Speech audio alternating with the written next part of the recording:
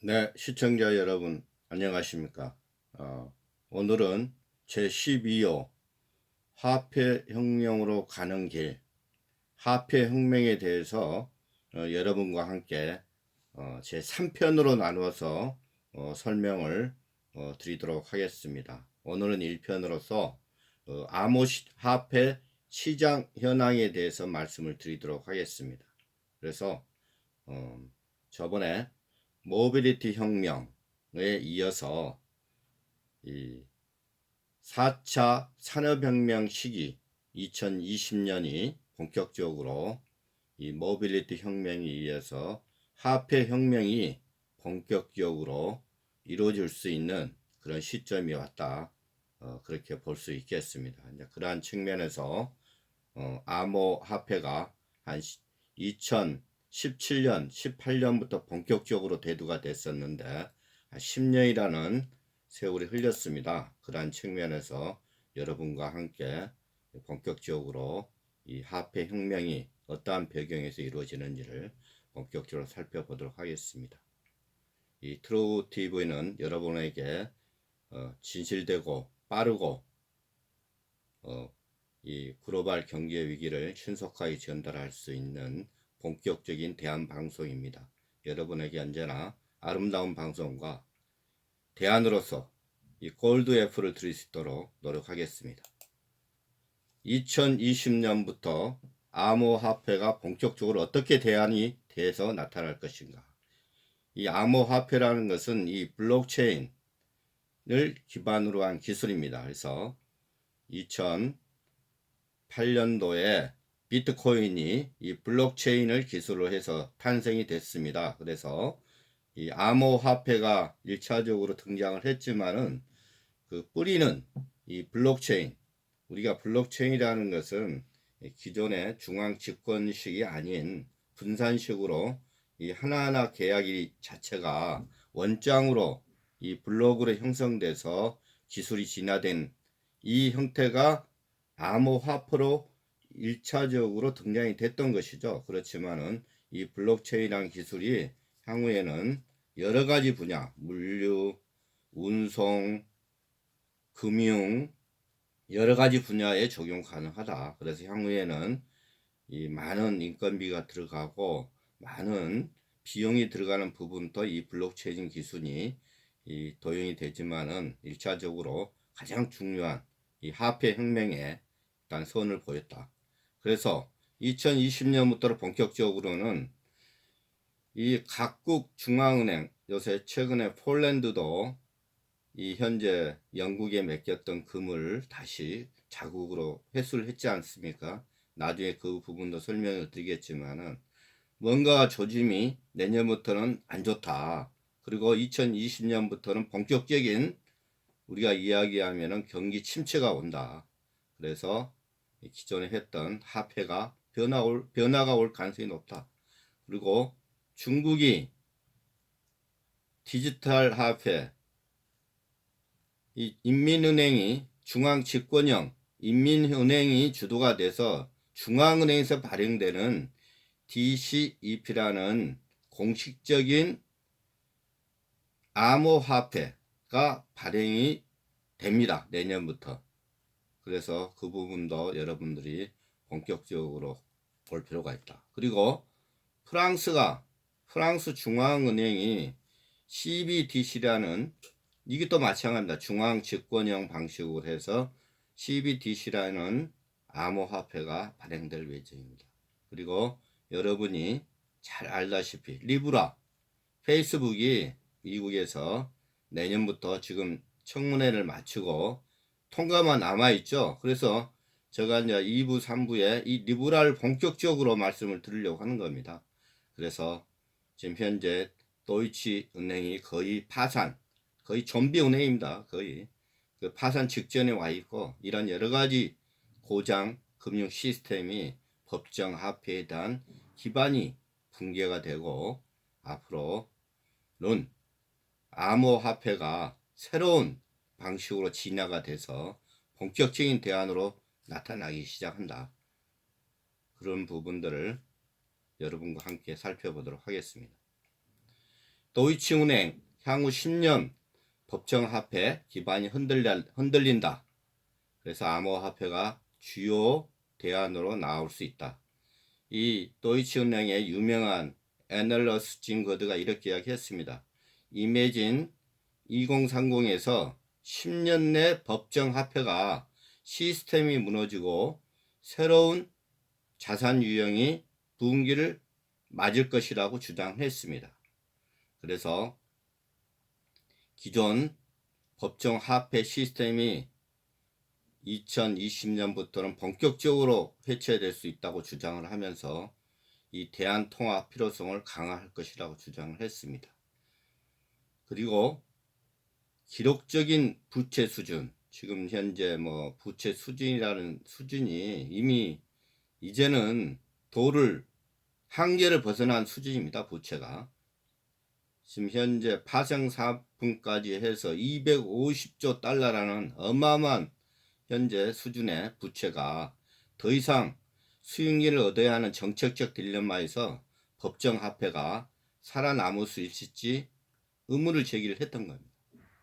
그래서 인플레이션이 더욱 심화되면서 정부가 발행되는 이 발행화폐에 대한 의심과 불안이 커지고 앞으로 대안으로 이 금과 뭐 금인 뭐 알다시피 우리가 안전자산을 가장 선호한 금과 은과 이 암호화폐 같은 대안통화가 수요가 매우 급증할 것이라고 현재 이매진 연구보고서에서 이미 발표를 한 바 있습니다.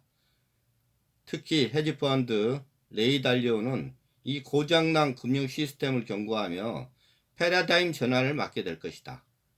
2020년부터는 본격적인 이 패러다임이 바뀐다. 그렇게 보고 있습니다. 그래서 이 비트코인을 비롯한 암호화폐가 어떻게 우리가 탄생이 됐고 진화가 될 것인지 그러한 부분들을 여러분과 함께 살펴보도록 하겠습니다. 이 초기에 발행된 이 비트코인은 현재 한 10년이라는 세월이 흘러서 이러한 부분에 대한 가치를 재조명을 해본 결과 가치 등락폭이 너무 크다. 이 가치 등락폭이 크다는 이야기는 오늘 샀던 가격이 그 다음날 되면 뭐 10배, 20배 오르고 떨어지고 이런 부분에서 화폐로서의 이 가치가 화폐로서의 이 거래할 수 있는 기준이 이게 안 된다. 그 이야기입니다. 그 이야기. 가치 등락폭이 너무 크다. 실물 화폐 대체가 가능할지에 대한 의구심이 이러한 부분 때문에 가장 큽니다. 그리고 암호화폐는 분산거래 원장 방식의 블록체인 기술을 해서 이 보안성이 뛰어난다는 것은 이미 증명이 됐습니다. 그래서 이런 어떤 거래에 대한 익명성, 우리가 보안이죠. 익명성이 어느 정도 보장되어 좋은 점이 있으나 가치의 불안정, 너무 등락폭이 크다는 이야기죠.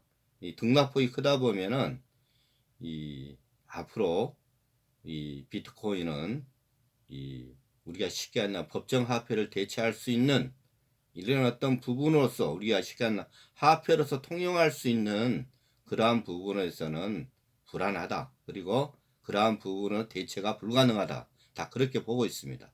그래서 이 비트코인은 앞으로 향후에 이 암호화폐로서 초기에 탄생됐던 어떤 가치, 그 다음에 현재 블록체인을 가지고 있다는 여러 가지 어떤 장점으로서 나타났던 그런 어떤 부분에서 가치는 인정받지만은 전 세계 어느 특정 지역까지 포함해서 이용하기로는 화폐로서의 활용성은 떨어진다. 그렇게 보고 있습니다. 그래서 현재 이 비트코인을 비롯한 현재 이 암호화폐에 대한 시가총액을 본다 그러면 2017년 초말에도 약 한 20조 하나로 20조 9천억 정도 됐는데 2017년 11월 기준 189조 5천억을 넘었으며 9배 이상을 어마어마하게 성장을 했습니다. 그래서 암호화폐가 비트코인, 뭐 이더리움, 리플 등등 1100여 종이 넘는 암호화폐가 존재하고 있습니다. 그래서 이 암호화폐가 다양한 비즈니스와 결합되어 시너지 효과가 낼 수 있다는 점, 그리고 비즈니스 가치를 재조명할 수 있다는 점, 이러한 어떤 여러 가지 어떤 장점이 부각이 됨과 동시에 또 하물며 이러한 여러 가지 어떤 우리가 이야기하면 전 세계 어떤 특정 지역의 화폐로서의 이게 거래가 가능한지 여부에 대한 문제점도 동시에 드러났습니다. 그래서 어떤 암호화폐의 한계를 여러분과 같이 살펴보고, 이러한 점을 알고 이 암호화폐가 또 1세대, 2세대, 3세대까지 현재 진화가 되어 가지고 등장을 하고 있습니다. 그래서 여러분과 함께 2편, 3편은 진화된 암호화폐, 리브라 등등을 소개시켜 드릴 예정입니다. 그래서 기존 암호화폐에 대한 한계가 뭔지 살펴보도록 하겠습니다. 이 오프라인에서 실무 지급 결제가 보편화되지 않아 화폐의 결제 기능이 제한적이다. 이런 말입니다. 이게 쉽게 이야기해서 실무 지급 결제가 초당 수만 건을 거래가 돼야 되는데, 현재 비트코인 같은 경우는 초당 한 10건도 거래가 불가능합니다.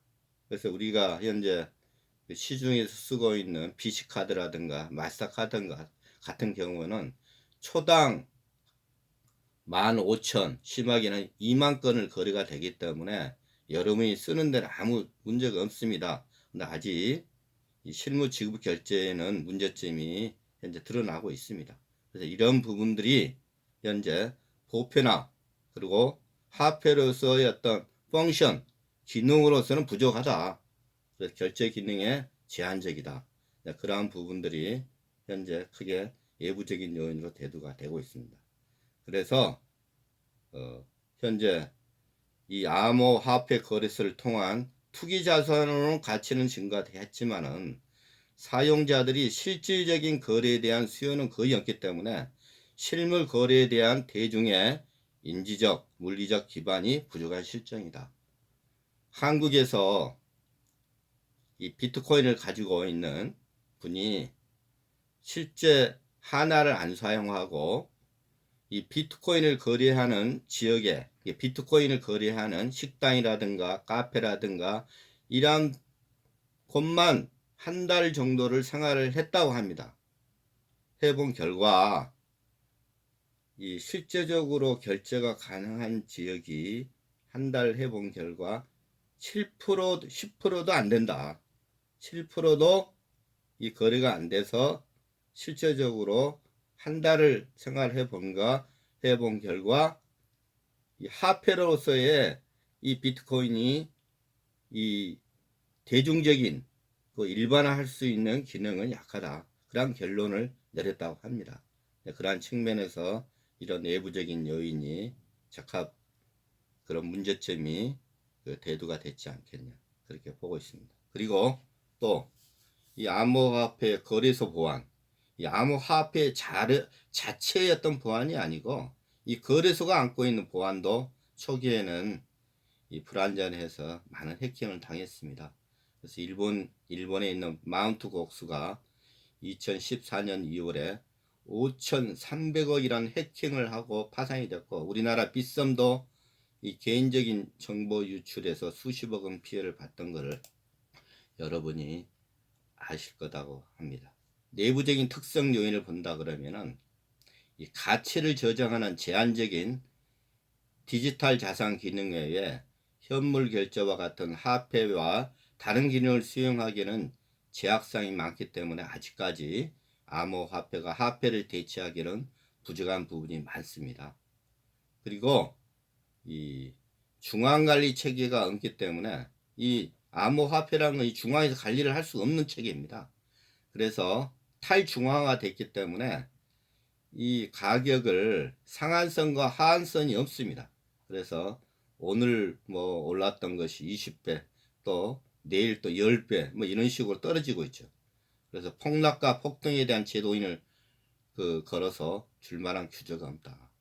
그래서 이러한 부분 때문에 유럽 중앙은행 ECB는 2012년에 비트코인의 큰 변동성이 실물 경제에 부정적인 파급 효과를 미칠 수 있다고 언급했습니다. 그래서 암호화폐의 익명성은 검열 불가능한 부의 저장 매체다. 뭐 그렇게 또 분석이 가능하겠습니다. 그래서 이 부작용은 이 익명성이라는 장점이 양날의 검이 될 수 있다. 그래서 이 범죄 가능성, 뭐 도박, 그 다음에 무기 구매, 뭐 이런 부분들이 추적 불가능하기 때문에 거래 구조로 탈세, 자금 세탁, 무기 및 마약 밀매에 대한 사회적인 문제를 이야기할 수 있다. 그래서 이제 이런 부분도 현재 진화된 암호화폐에서는 어떻게 이거를 탈중앙화하지만 익명성을 보장하지만은 문제가 발생됐을 때 어떻게 이걸 이렇게 조사를 해서 이걸 잡을 수 있냐. 그래서 이 암호화폐가 가지고 있는 탈중앙화, 익명성 부분을 향후에는 이러한 부분을 해결할 수 있는 그러한 부분으로 진화가 된다. 그래서 앞으로 지금까지 언급했던 비트코인, 1세대 암호화폐 그러한 부분들이 앞으로 어떻게 문제점이 나오고 그 다음에 그 부분을 어떻게 해결할 것인지 그런 전망에 대해서 말씀을 드리도록 하겠습니다. 그래서 누적 데이터 증가 및 저장 공간도 문제가 된다. 어마어마한 이 데이터가 생깁니다. 지금 현재 우리나라 네이버라든가 다음 이런 어떤 현재 이 데이터를 중요시 여기는 기업이 어마어마한 데이터 때문에 서버 공간을 이용을 하고 있습니다. 그래서 한 빌딩을 전부 다 서버 공간을 이용을 해서 운영을 하고 있습니다. 그래서 이제 이러한 데이터 증가를 통해서 이 블록이라는 이게 노드가 10,000개, 20,000개 어마어마한 양이 생기기 때문에 그러한 부분을 에너지 문제와 더불어 이러한 부분을 어떻게 처리할 것인가. 그 다음에 암호화폐 기반 토큰 경제에 대한 어떤 기대로 활용 범위를 확대하고 있다. 계속적으로 그러한 부분. 분산 네트워크 방식에 대한 거버넌스 문제가 또 심각합니다. 그래서 그러한 부분을 어떻게 해결을 할 것인가. 블록체인 노드 간의 단합에 의해서 네트워크 집중화 문제, 지분 증명 방식을 어떻게 할 것인가. 그래서 블록체인 산업용 활동에 의한 제도적 기반 구축이 필요하다. 충분한 법적 근거가 앞으로 필요하고 현행 법령과 상충되는 경우가 존재할 수 있습니다. 그래서 그러한 부분들을 충분히 앞으로는 해결을 해야 된다. 그리고 정보 처리 비용이 많이 드는 분야에 우선 처리를 할 것이다. 그래서 뭐 인공지능 AI라든가 사물 인터넷, ITS, 요새 농사도 이런 그 현재 ICT화해서 하지 않습니까? 이 교통, 저기 모빌리티 혁명에서 이야기했던 이 ITS 분야도 이런 블록체인 기술이 필요하다 이렇게 보고 있습니다. 그래서 앞으로 블록체인, 비트코인의 미래는 현재 탄생이 된 지 벌써 10년이 되는 해입니다. 그래서 일정 기구로 현재 블록을 형성한 후 블록의 체인처럼 연결하는 기술인데 이게 2025년 정도 되면 세계 GDP의 약 한 10% 정도 차지할 예정입니다. 그리고 이 블록체인 부가가치가 향후에는 2030년에는 3조 1,600억 달러로 성장될 예정이며 4차 산업의 핵심 기술로 등장을 할 것이다. 그렇게 전부 다 분석을 하고 있습니다. 그에 반면 이러한 이 익명성 뭐 이런 부분 때문에 사회적 윤리적 그런 부작용도 수반될 수밖에 없다. 왜 그런다면은 이 수정하거나 삭제하기 어렵다는 어떤 익명성 그런 기술적인 특성 때문에 그러한 부분들이 앞으로 블록체인의 미래입니다. 그래서 우리가 2008년도 미국의 금융위기에 대처하기 위한 대안화폐로서 2008년 10월 30일 발신으로 사토시 나카모토라는 이름이 최초의 블록체인 백서 화이트 페이퍼로 9쪽짜리 논문으로 현재 나오고 나서 이 센세이션을 일으켰습니다. 혁명을 일으켰죠.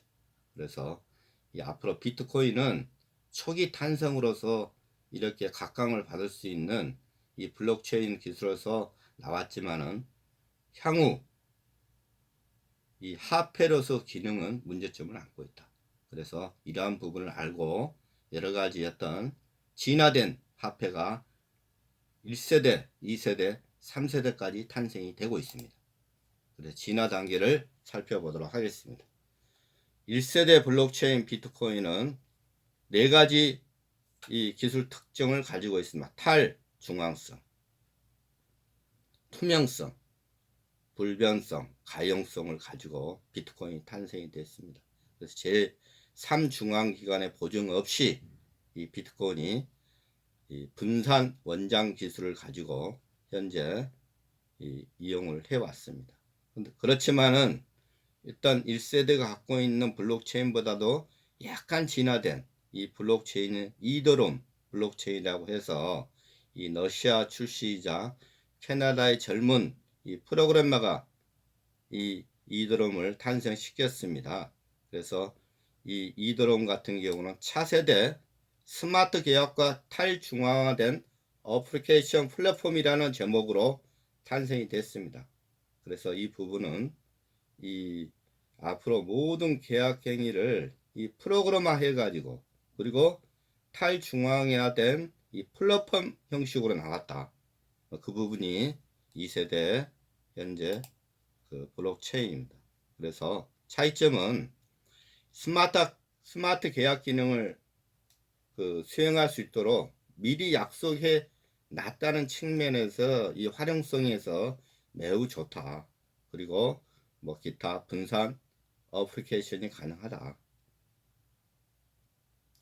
그래서 이런 어떤 모든 기능을 포함한 이 플랫폼 형식으로 2세대 현재 이 암호화폐는 역할을 수행을 할 수 있다. 또 더불어 2.1세대 프라이빗 블록체인 같은 경우는 이 익명성도 중요하지만은 이 보안이 중요한 어떤 기구, 은행 이 같은 경우는 이 프라이빗 특정 한정된 우리가 이야기하면 가입된 회원만 쓸 수 있는 이 블록체인. 그래서 퍼블릭 블록체인이 있고 프라이빗 블록체인이 있습니다. 그래서 여기 퍼블릭은 누구나 이 코인을 사서 들어가서 쓸 수 있지만은 프라이빗 블록체인은 이 구성원만 쓸 수 있다. 특히 이 보안을 중요시 여기는 어떤 기구, 그 다음에 어떤 은행과 은행, 뭐 이런 부분들이 이 프라이빗 블록체인을 만들어 가지고 현재 운영을 하고 있습니다. 그래서 이런 부분도 있다.